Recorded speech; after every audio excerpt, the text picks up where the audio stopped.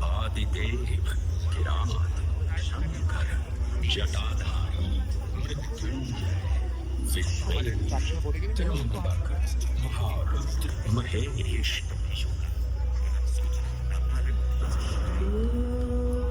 महाकाल जिनके जिनकी मौनता में सन्निहित है समस्त ब्रह्मांड की माया। इन महान देव को नमन करने से पूर्व आइए वंदन करें उस को जो स्वयं शिव से पहले पूजित होते हैं, श्री गोपालेश्वर। जब एक 5 वर्षीय बालक ने राजा चंद्रसेन को अपनी अमूल्य मणि की रक्षा हेतु महाकाल की वासना में देखा तो भक्ति में तल्लीन हो गया। मां के बार बार बुलाने के बावजूद वो अपनी पूजा में एकाग्र रहा। उसकी श्रद्धा से प्रसन्न होकर भगवान शिव स्वयं इसी वंश में इंद्र जन्म लेंगे, जिनके पुत्र होंगे विष्णु भगवान के अवतार श्री कृष्ण। ये परंपरा न केवल बाल भक्ति की प्रतीक है, बल्कि गुरु शिष्य परंपरा, तांत्रिक साधनाओं और ब्रह्म पूजन की विधियों से भी जुड़ी है। मंदिर परिसर में स्थित एक छोटा मंदिर श्री गोपालेश्वर महादेव मंदिर आज भी इस घटना की स्मृति को संजोए हुए है। महाकाल जो हर परमाणु और कोशिका में है, हर पल हर क्षण में। महाकाल जो है इस महानगर उज्जैन और नदी शिप्रा के कण कण में। आइए सुनिए हृदय से उत्पन्न मैं पवित्र पावनी शिप्रा। उद्गम तो मेरा श्री हरि के हृदय से हुआ और मैं प्रवाहित हो रही हूँ महाकाल के चरणों में।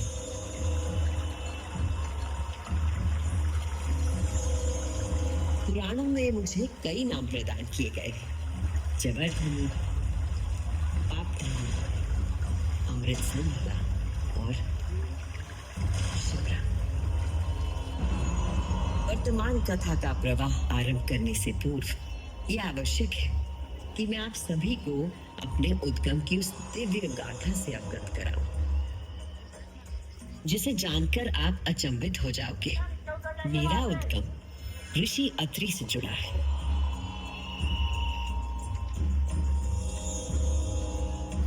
जो सप्त ऋषियों में से एक है। जब ऋषि अत्रि ने उज्जैन में 3000 वर्षों की कठोर तपस्या पूरी की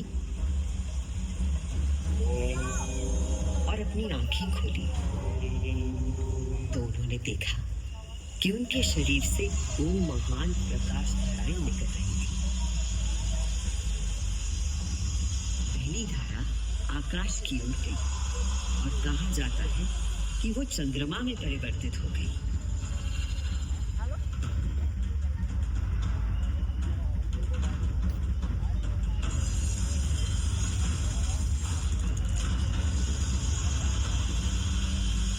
दूसरी प्रकाश धारा पृथ्वी की ओर गई और उसने मेरा रूप धारण कर लिया। और उस प्राचीन काल से बहती आ रही हूं मैं। इतिहास, आध्यात्मिकता, दिव्यता की कहानियां अपने साथ लेकर। कहानियां महाकाल की, जो विश्व का आदि और अंत है, जीवन का आरंभ और समापन जिनकी इच्छा से होता है, जो इस विश्व की निस्तब्धता और ध्वनि दोनों है। संसार सारं भुजगेन्द्रहारं सदा वसन्तं हृदयारविन्दे भवं भवानी श्रीतं नमामि। कर्पूरगौरं करुणावतारं संसार सारं भुजगेन्द्रहारं सदा वसन्तं हृदयारविन्दे भवं भवानी श्रीतं नमामि। कर्पूरगौरं करुणावतारं संसार सारं भुजगेन्द्रहारं सदा वसन्तं हृदयारविन्दे भवं भवानी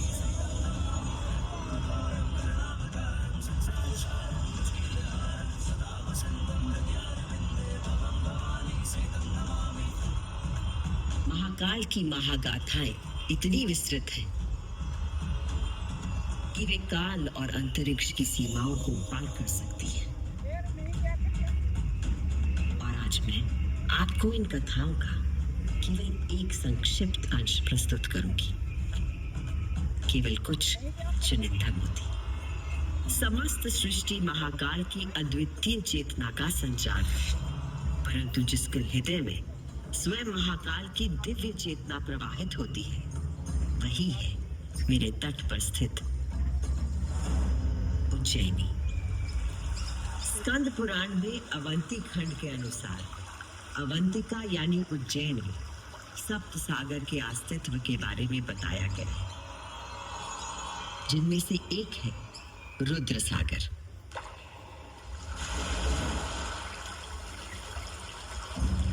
वही रुद्र सागर जहां आज आप सब विराजमान हैं, जहां पर अनादिकाल से ब्रह्म कमल खिला करते थे, जहां भगवान शिव स्वयं अपने गले में धारण मुंडों की माला का प्रक्षालन करते थे। पौराणिक प्रमाणों में मिलता है कि यदि कोई व्यक्ति अनजाने में भी इस जल का स्पर्श करता है तो 7 कुल का उद्धार हो जाता है। संत जन को मोक्ष और जीव को अकाल मृत्यु से त्राण देने हेतु अवंतिकापुरी में अवतरित देवाधिदेव महाकालेश्वर में कृतज्ञ वंदना करती हूं।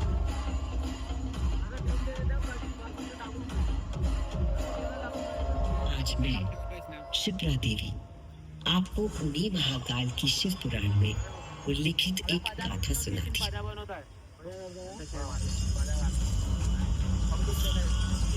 ब्रह्मांड के इतिहास में हमारी आकाश गंगा में भगवान ब्रह्मा और भगवान विष्णु के बीच श्रेष्ठता को लेकर प्रचंड विवाद हुआ।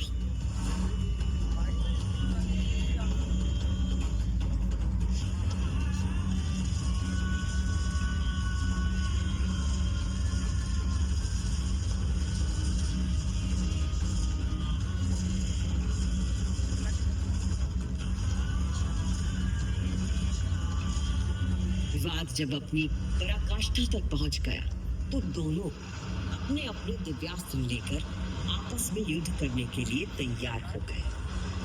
स्वर्ग में हाहाकार मच गया।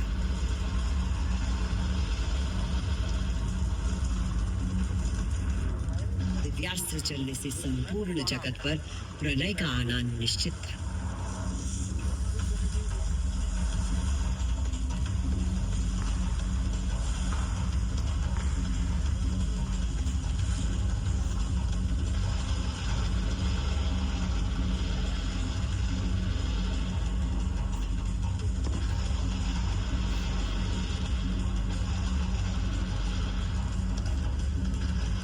सृष्टि को उनके प्रकोप से बचाने के लिए और इन दोनों के विवाद को रोकने के लिए भगवान शिव को माया रचनी पड़ी। और अकस्मात अग्नि की ज्वालाओं से लिपटा हुआ एक महान अग्नि स्तंभ आकर स्थापित हो गया, जिससे दोनों देवताओं के दिव्यास्त्र स्वयं ही शांत हो गए।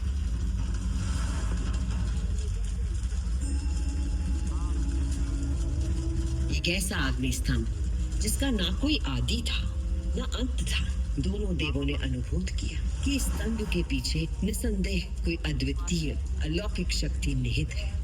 वे दोनों बोल उठे, हे महाप्रभु, आप हमें अपने यथार्थ रूप के दर्शन कराइए। तब उस स्तंभ से महादेव स्वयं प्रकट हुए।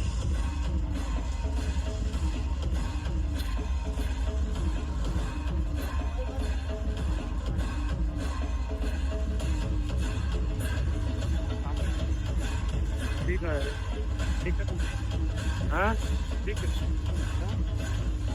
हाँ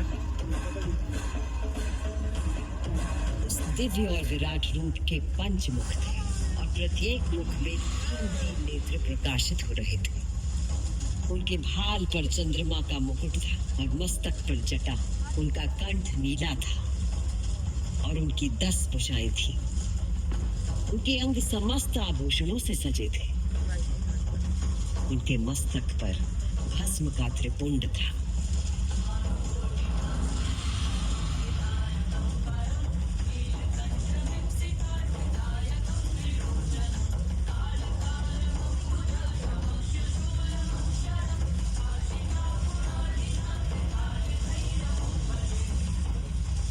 महादेव ने ब्रह्मा और विष्णु से कहा, सुरश्रेष्ठ ब्रह्मा जी, आप मेरी आज्ञा से सृष्टि की रचना करें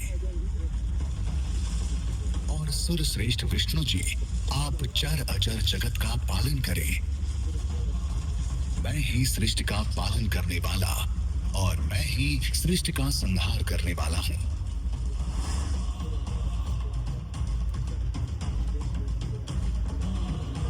मैं ही ब्रह्मा, विष्णु और रुद्र नाम से 3 रूपों में बटा हूं।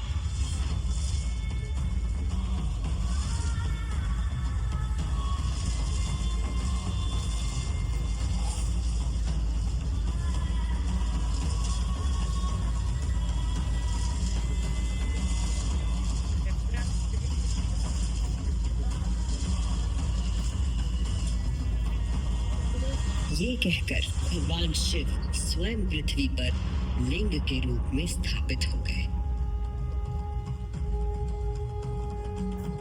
उस पल से इस लोक में लिंग पूजा का विधान प्रारंभ हुआ।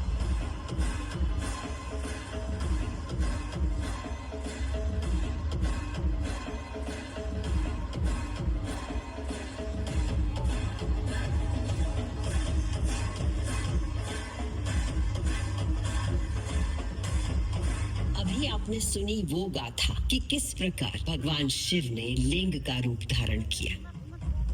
अब मैं सुनाती हूँ उज्जैन में महाकालेश्वर के प्रकट होने की कथा।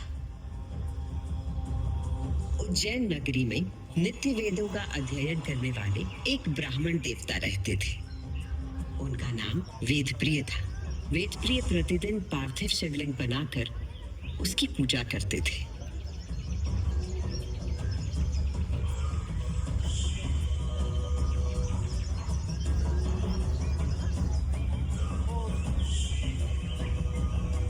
वेदप्रिय के शिव पूजा पारायण और भगवान शिव में आस्था रखने वाले 4 तेजस्वी पुत्र थे। उनके नाम थे देवप्रिय, प्रियमेधा, सुकृत और सुव्रत। चारों सद्गुणों में अपने धार्मिक पिता से कम न थे। दिनों दिन उनके सद्गुणों में अभिवृद्धि होती रही, जिसके कारण अवंती नगरी उनके ज्ञान के तेज से प्रकाशित होने लगी। उसी समय दूषण नाम का एक असुर प्रजापति ब्रह्मा की उपासना में लगा।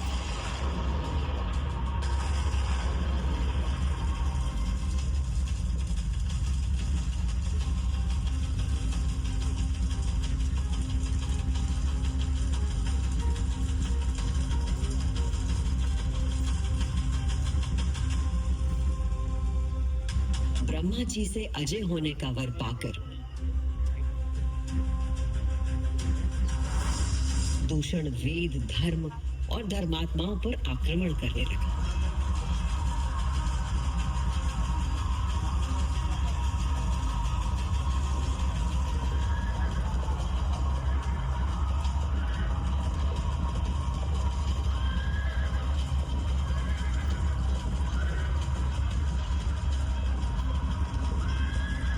अत्याचारों की पराकाष्ठा पर पहुंचते हुए उसने उज्जैनी पर हमला करने का दुस्साहस किया। उज्जैनी में त्राही त्राही मच गई। मेरे दैत्य सेना नायकों, तुम चारों दिशाओं में जाओ और उज्जैनी में जहां कहीं धर्म पर चलने वाला, वेदों का अध्ययन करने वाला दिखाई दे, उसका नाश करो।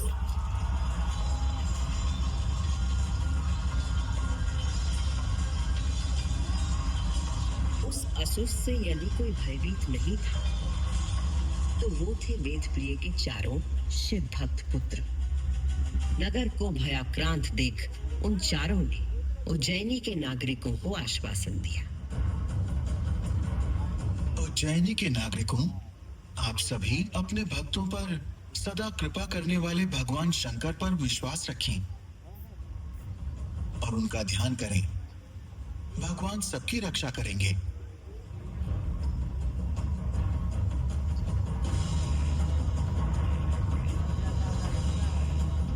मंत्रोच्चार का आवेग बढ़ गया। देवप्रिय और उनके पुत्रों के संग उज्जैन के सभी नागरिक भी जाप करने लगे।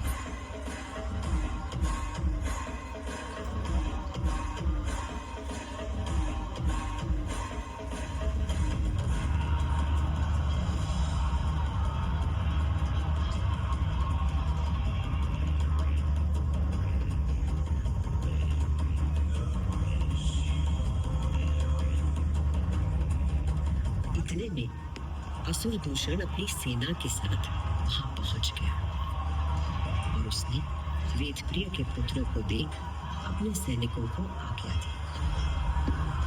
वध कर तो शिव की आराधना करने वाले इन शिव भक्तों का।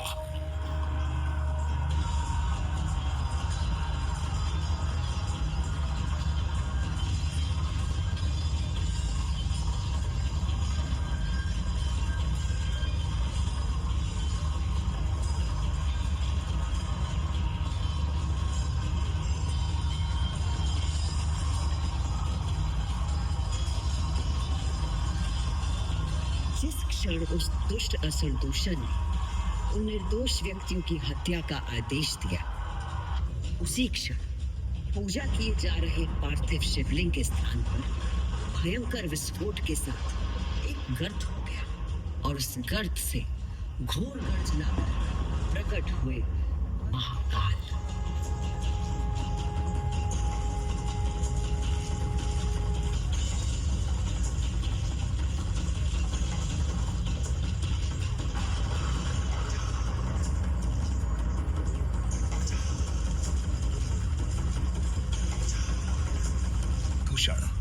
मैं सत्पुरुषों के लिए आश्रयदाता हूँ और तुझ जैसे दुष्टों के लिए महाकाल हूँ। ये शिव का वो रूप था जो काल के परे था, जो संहार करता भी था और सृजन करता भी। महाकाल के प्रकोप से दूषण का नाश हुआ और उज्जैन में एक बार फिर से शांति स्थापित हो गई।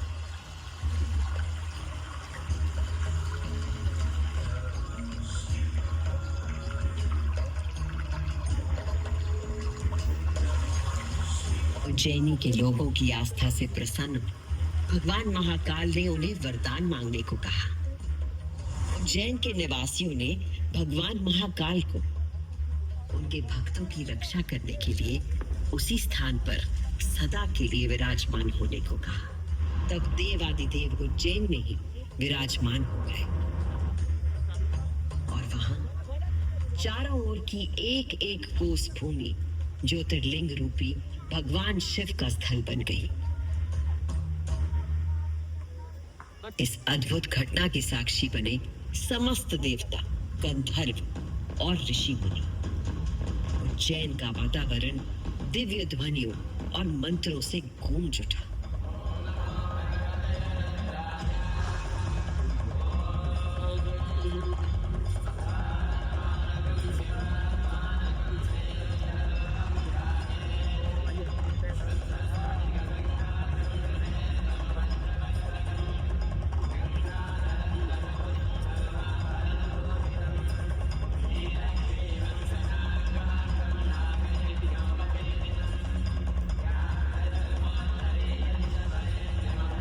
दिन से भगवान शिव ने महाकालेश्वर के रूप में भूतल पर अपनी प्रतिष्ठा प्राप्त की और ये स्थान श्रद्धालुओं के लिए तीर्थ स्थल बन गया।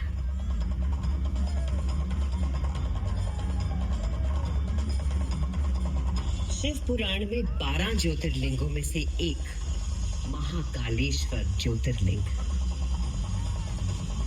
यहाँ की भस्म आरती विश्व प्रसिद्ध है।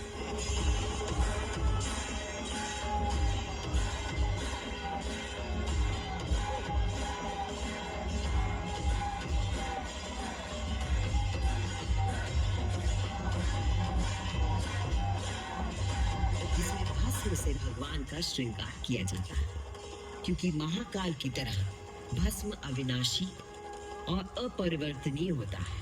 इस आरती की शक्ति और महिमा ऐसी है कि भक्तों के सारे पाप समाप्त हो जाते हैं। केवल इतना ही नहीं, उज्जैन वो नगरी है जहां मानव शरीर पूरे ब्रह्मांड के साथ सामंजस्य स्थापित करता है।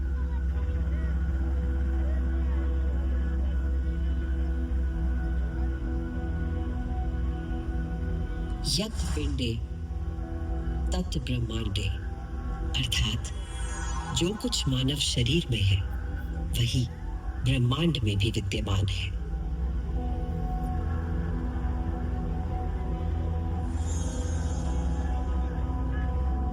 ब्रह्मांड के सृजनकर्ता महाकाल के आशीर्वाद से मैं शिप्रा आपको उज्जैन तथा महाकाल की शक्ति, भक्ति और मुक्ति की गाथाएं सुनाती रहूंगी। काल का प्रवाह अनंत है, इसलिए जब तक महाकाल है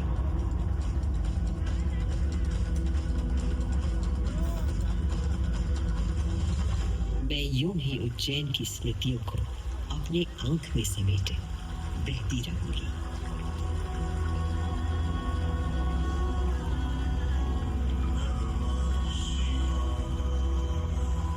जय महाकाल।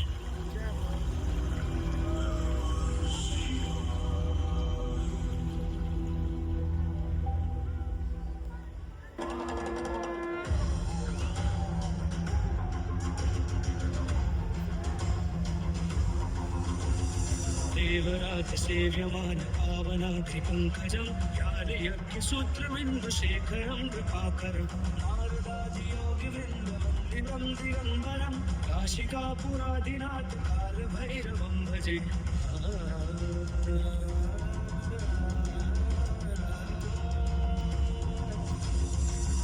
कोटिभास्वरं भवाब्धितारकं परं नीलकण्ठविप्सितार्थदायकं त्रिलोचनं कालकालमम्बुजाक्षमक्षशूलमक्षरं काशिकापुरादिनाथ कालभैरवं भजे।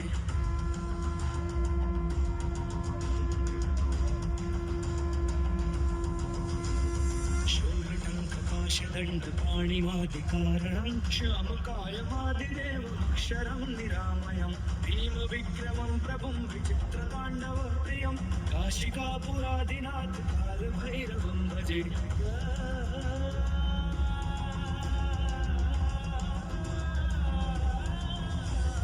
देवराजसेव्यमान पावनाग्रि पंकजं यादयज्ञसूत्रमिन्दुशेखरं